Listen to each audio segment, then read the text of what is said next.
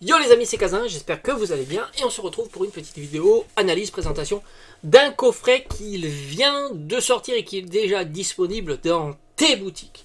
Alors on va parler d'un coffret qui est plutôt classique, mais on va quand même, parce que c'est intéressant, c'est quand même intéressant d'en parler, tout simplement, et c'est pour ça qu'on va le voir au travers de cette vidéo. C'est le coffret, alors certains me diront c'est trop nul, mais c'est pas grave, on va le regarder ensemble. C'est le coffret d'Ogrino X. Alors déjà je trouve qu'il est assez énervé dans ce coffret. C'est un coffret plutôt basique, puisque tu retrouves une jumbo sous format X, une carte X, donc c'est la rareté la plus basse, et une holographique. Donc, d'un point de vue des cartes qui sont proposées, des cartes promotionnelles, il n'y a pas de plus-value notable sur ce genre de cartes. Et le Pokémon, étant un Pokémon nouvelle génération, n'est pas spécialement recherché, c'est sûr. Donc, ça ne sera pas intéressant de voir les cartes promotionnelles, puisque si c'est le cas, tu es intéressé uniquement par les cartes promotionnelles que contient ce coffret. Je pense que tu pourras les trouver aisément pour quelques centimes, grand maximum 1 euro, je dirais. La carte X. Je pense qu'on est dans ces tarots-là pour ce genre de carte. D'ailleurs, je t'invite à regarder ma vidéo que j'ai faite hier sur les cartes promotionnelles, où justement je te fais un petit peu d'état des lieux sur les cartes promotionnelles qui sont sorties principalement au travers des ETB. Donc le point fort du coffret, il n'est pas là, ça c'est certain. Qu'est-ce que tu as à l'intérieur du coffret? Quelles sont les séries proposées? Alors là, on va dire que c'est un petit peu mieux.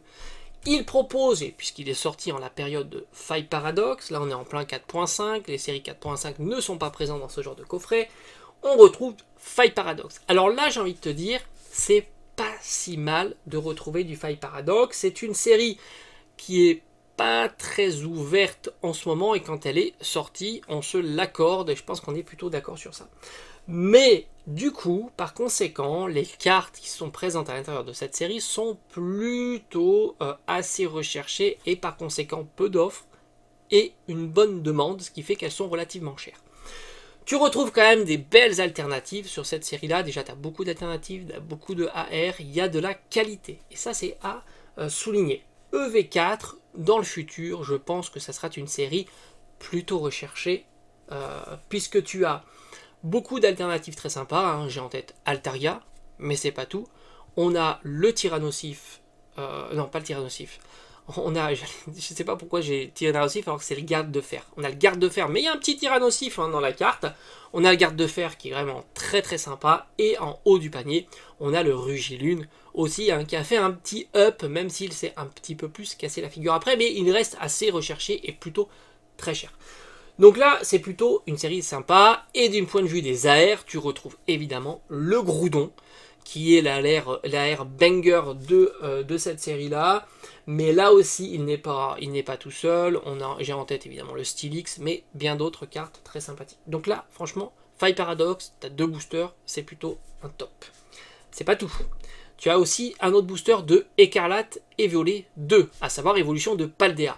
Là aussi, c'est une série qui est quand même très sous-estimée. Elle a été beaucoup ouverte, par conséquent, il y a beaucoup de cartes, et elle est sous-estimée parce que les cartes sont vraiment bon marché, hormis quelques AR, il faut le reconnaître, et ça, c'est plutôt un petit plus pour la série. Je suis assez certain que cette série, dans l'avenir, sera aussi plutôt recherchée, de par les AR très sympathiques. On retrouve en tête le Tyrannosif, le Raichu, et surtout le Magikarp. Alors même si le Magikarp lui aussi s'est bien fait ratatiner durant ces mois, il a bien dévissé, on n'est plus à ces chiffres stratosphériques, mais ça reste une très belle carte. Sans compter que on peut compter aussi pour de nombreuses cartes SAR très sympas, pas populaires à l'heure actuelle puisqu'on est sur les starters, les Pokémon de Écarlate et Violet, mais par la suite, on ne peut pas sous-estimer l'engouement qu'il pourrait y avoir sur ce genre de Pokémon comme Baojian, qui est quand même assez incroyable. Franchement, elle est incroyable cette carte.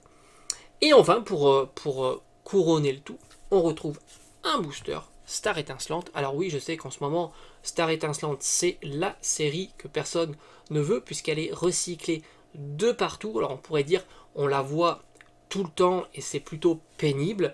Mais en même temps, franchement, Star Étincelante, c'est une série qui, là aussi, sera fortement demandée, Déjà parce que c'est là où tu retrouves énormément de Dracofeu, dont le Dracofeu alternatif. Hein. J'ai envie de dire, c'est quand même pas rien. Mais il n'y a pas que ça. Il y a la version Full Art, la version V-Star, la version Rainbow, la version V. Mais c'est pas tout. Parce que c'est aussi dans cette série que tu retrouves des TG avec les évolutions. Et ça, c'est pas négligeable. Et en plus, tu rajoutes aussi les TG texturés, TG alternatifs.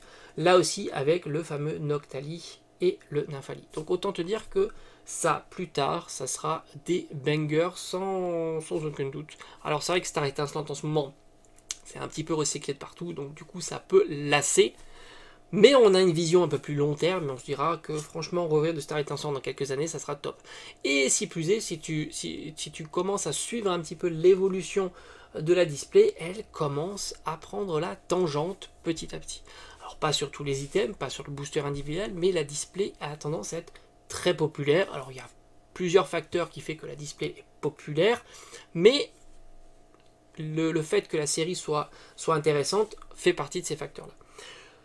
Et cerise sur le gâteau, tu l'auras compris, ça je te le réservais pour la fin, ce coffret tu peux le trouver en ce moment à 20 € dans tes carrefours. Donc ça c'est pas à négliger, 5 € d'économie, ce n'est pas rien sur un coffret qui propose quand même, je le trouve, 3 séries intéressantes et qui fait que par conséquent tu as grosso modo le booster à 5 €. Donc c'est vraiment pas un mauvais achat d'acheter, alors que ce soit pour l'ouverture ou pour la collection scellée. Je pense qu'au final le coffret n'est pas du tout un mauvais achat parce que le paramètre prix de départ est important et 20 € est un excellent prix de départ. Mais attention, ça ne veut pas dire que dans les mois à venir tu ne pourras pas le trouver encore moins cher. Ça, c'est une possibilité tant les tendances sont compliquées en ce moment. Rappelle-toi qu'on a eu pendant ces périodes de solde des coffrets de cet acabit-là entre 15 et 18 €. Ça, il faut l'avoir en tête. Hein. Il y a eu beaucoup de coffrets. Hein. Par exemple, le Mimikyu X était à 15 €. On a eu aussi quelques autres coffrets proposés à 15 € et à 18 €.